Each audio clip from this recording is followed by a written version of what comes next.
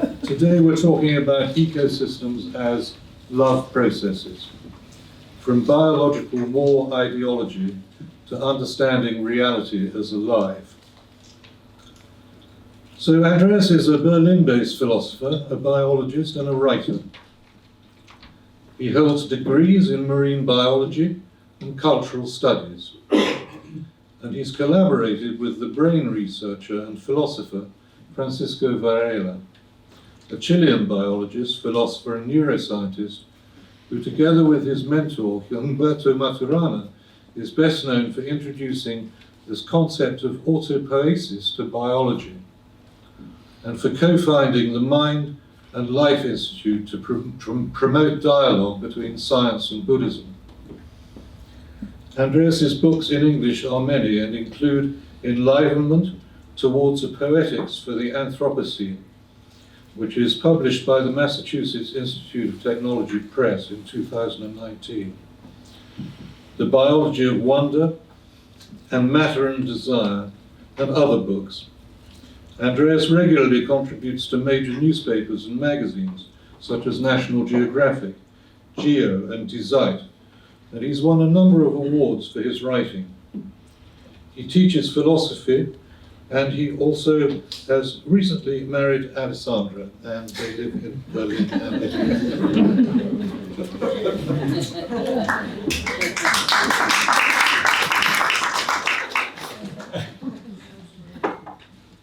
Bravo to Andreas Weber for daring to show us how to live in these fearful times.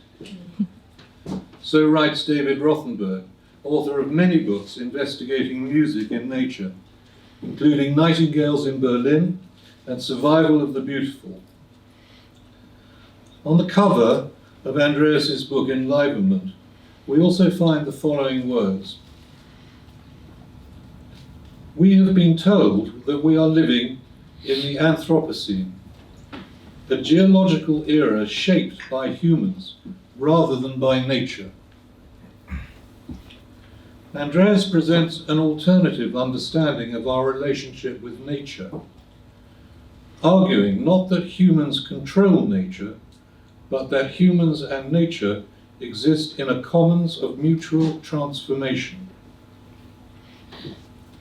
He argues that there is no nature-human dualism, because the fundamental dimension of existence is shared in what he calls aliveness. All subjectivity is intersubjectivity. Self is self through other. Seeing all beings in a common household of matter, desire, and imagination, an economy of metabolic and economic transformation is enlivenment. This perspective allows us to move beyond Enlightenment-style thinking that strips material reality of any subjectivity. In a world that is not divided into things and ideas, culture and nature, reality arises from the creation of relationships and continuous, fertile transformations. Any thinking in terms of relationships comes about as poetics. The self is always a function of the whole. The whole is equally a function of the individual. And this integrated freedom allows humanity to reconcile with the natural world.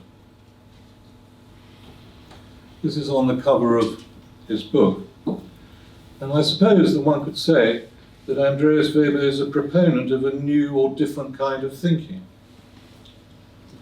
Certainly as a scientist and a philosopher, he has a view which advances the mainstream modes of thought and thereby differs from them. But if we do say so, is this not in itself a continuity of the very way of thinking about which he is advising, having observed its effects with such caution? I would prefer to introduce Andreas to you as someone who seeks to encourage the embodiment within himself and others, of a wholly integrative and unified perspective,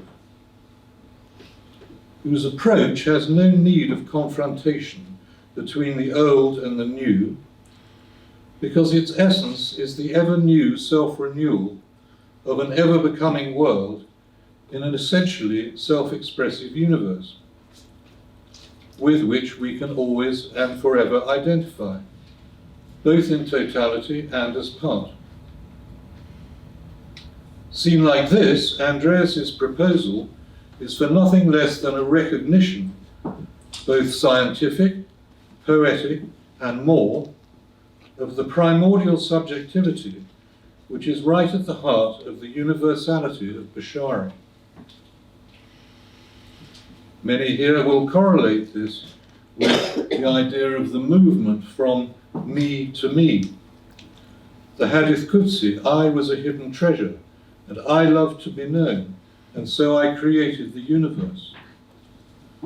And the poetic of Yunus Emre, when he said, I wrapped myself in flesh and blood and appeared as Yunus.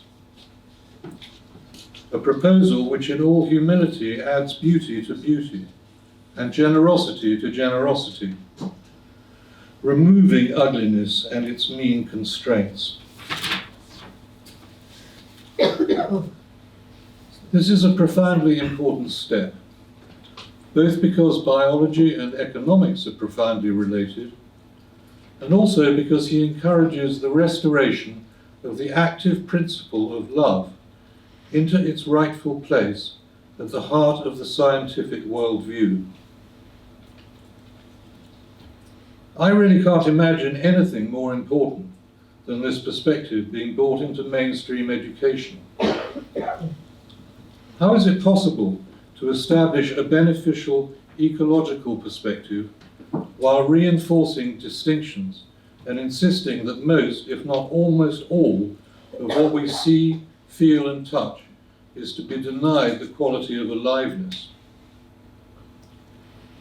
Instead, Andreas encourages us to walk with bounty as our companion.